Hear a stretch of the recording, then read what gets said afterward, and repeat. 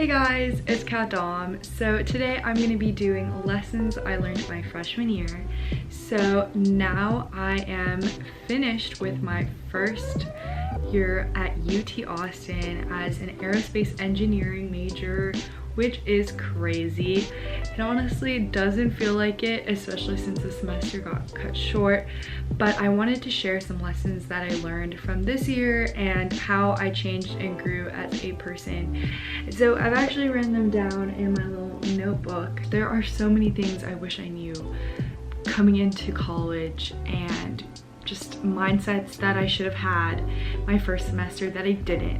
Luckily, I was able to realize a lot of these things going into second semester of college, but some I've only realized now. Number one, don't be fearful of rejection. Rejection is so natural and inevitable. It's going to happen. Think of yourself as capable and as intellectual, because honestly, there's always going to be people that are better than you, but you also have to keep in mind that you have special, unique talents and skills that make you stand out from other people. So really appreciate and value those skills and give yourself a little confidence, because you honestly can go out there and get a lot more done than you can. I think we're like the worst critics of ourselves, and we often think that we can't go out and do things, but we can. Like my first semester with aerospace engineering, I always knew that I wanted to combine aerospace engineering with entrepreneurship, but I really didn't know how, because they're not exactly very similar things that work cohesively. But I didn't join any entrepreneurship clubs just because I thought, oh, I'm not a business major, I don't know these things, I won't fit in, I won't relate to any of the other members in the orgs. I don't even know what kind of thinking that was. Everyone has a different profile in terms of what their interests are, and so you can't assume who the people in the orgs are going to be like, what they're going to be. You just have to go out and try it. And that was one of the best transitions that I experienced my first semester, second semester. My first semester I was in orgs that I didn't really enjoy and I didn't really feel fulfilled by, but my second semester I joined this org called ᵐᵒ, with an org that's based on social entrepreneurship, and I absolutely loved it. I learned so much from it, and I applied what I learned in that org to this competition called Fowler's Global Innovation Challenge, and that was an amazing experience as well. So I'm telling you now, like, don't limit yourself by thinking that you can't do something or you're not capable, because you never know if you are. I mentioned some of the things that I succeeded at UT, but honestly there were failures as well. Number two, make a bucket list and explore. Okay, we all have a tendency to procrastinate as human beings, and we don't just do it with studies, we do it with fun too. I don't know why we do this, but we shouldn't. There should be a balance in life. You know, that's the only way we're going to feel fulfilled and satisfied and happy and not burn out. But I had this bucket list, right? And I that's step one of my lesson, but I didn't actually go out and do it. Like, I would always make excuses. I would say, oh, I have a test coming up in like 5 days or 4. It doesn't matter. I would always have an excuse for why I couldn't go out and explore the city. And that's not to say that I didn't explore. And when I mean explore, I mean like go to coffee shops, go try different restaurants, go thrifting, explore the city, visit cool buildings, look at the architecture. Those are all things that I personally enjoy. But what I would do is I would go out for a weekend, and then I'd be like, since I went out this weekend, like, I can't go out for the next few weeks. I have to focus, I have to grind. I wasted all that time during the weekend. That's not how life works. Like, if you live life like that, you are not going to enjoy yourself. And a lot of the time you need to take the time to really enjoy the surroundings that you're in. I picked Austin because I knew that it was an amazing city. The culture, the food, so many things to do, and I wouldn't get tired of exploring it. But look what I did. I didn't explore, and my semester was cut short, and I really regret not exploring to the fullest capabilities that I could have.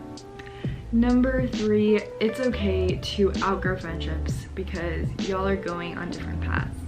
So the thing with this is, for me, in high school, I had quite a bit of people I knew going to UT with me, and it's this weird balance of like, oh, I knew these people in high school, I talked to them a lot, like I need to stay close and in contact with them.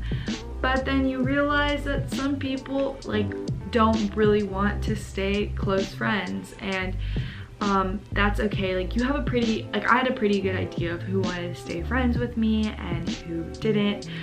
Keep in mind, we're all going to college. This is the first time that most of us completely get to make our own decisions. There are obviously parents like looming in the background, but mostly like if you want to go out at 2 a.m. like you can make that decision to do so. People, you know, change, and that is perfectly fine. People are finding themselves, they're becoming the people that they want to be, and they're choosing new friend groups and new friendships, because in high school, let's be honest, we're kind of forced to make friends based on this small high school like group we have, based on whether you're like an athlete, an AP student, you know, like the different categories of being a high schooler.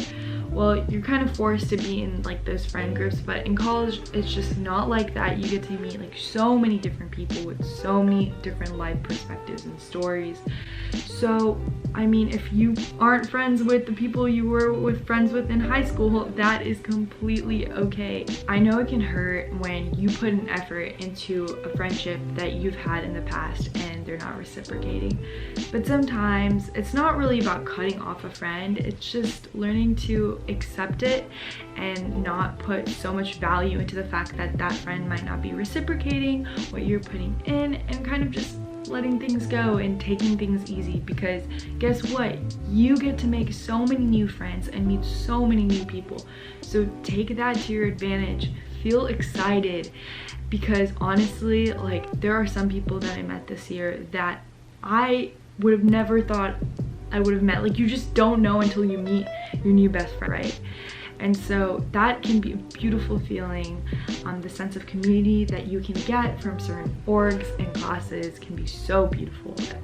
Don't dwell in the past with friendships that are not working out. Look forward, because there's so many amazing friendships just waiting to grow, and you just never know when you're gonna find your new best friend. Another thing about friendships that I want to talk about is number 4, don't settle for a friendship.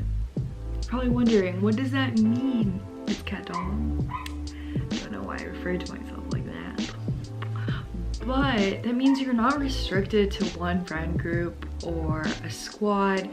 Honestly, you're making friends in all different lights, and we're talking about not just classes or orgs, but we're also talking about where you live, in like what dorm, or a person that you met at a party, someone random at the gym. Like these things happen. You can run into people and you can become friends with them. And like I said, like you never know who's your next best friend. It's also very imperative to understand that everyone comes from a different like place and everyone has their own story. So don't be judgmental at all. Don't think you know a person, because there have been so many instances where I thought I had this person figured out, and if you don't vibe with a person, if you don't click, it's okay. You can move on. You do not need to be everyone's best friend, even if it's convenient, even if they're in all your classes, which is kind of impossible in college, but even if they are, you don't have to, okay? It's all about who you click with, who you think that you're gonna have a great relationship with. That's what matters. Okay, so number 5. This one is my favorite one, and it's avoiding drift. And that's being mindful of the decisions you make and how you spend your time. I like to put it this way. Don't base your actions for the sake of someone else, for the sake of your own security, for the sake of your resume. And someone else means your parents, to impress other people. If you're going to pursue something in life, it needs to be for yourself, for your own fulfillment. Otherwise, you are not going to put your best effort forward. First semester, like me not pursuing what I was passionate about made me so apathetic, lazy, dispassionate. I wasn't going out and doing the things I wanted to do. I was just kind of going through the motions, and I didn't have a real purpose, and that really affected my mental health, and it just made me feel like trash. I felt like, what is the point of me doing all this? So please pursue your passions and try to discover them early on. Like, you don't need to have it figured out, but you know, like internally, you know what you're doing is worth it for you or not. So listen to that gut feeling inside, because I promise you it's going to change everything. Number 6, feel uncomfortable. I know that's counterintuitive, but when you feel uncomfortable, you know that you're pushing yourself. This kind of goes along with the stuff I've been saying earlier about my first semester versus my second semester. First semester, I did not take risks. Second semester, I decided to go against my instincts, and in terms of facing my fears and just going for things and going for opportunities that required applications that I didn't think I was qualified for. It ended up working out, which is like the beautiful thing out of all of this. So the next lesson I'm about to say is, I think, the most crucial and important lesson of all. If you're going to take away one thing in this video, it's this last lesson, and that is to be extremely mindful of your physical and mental health.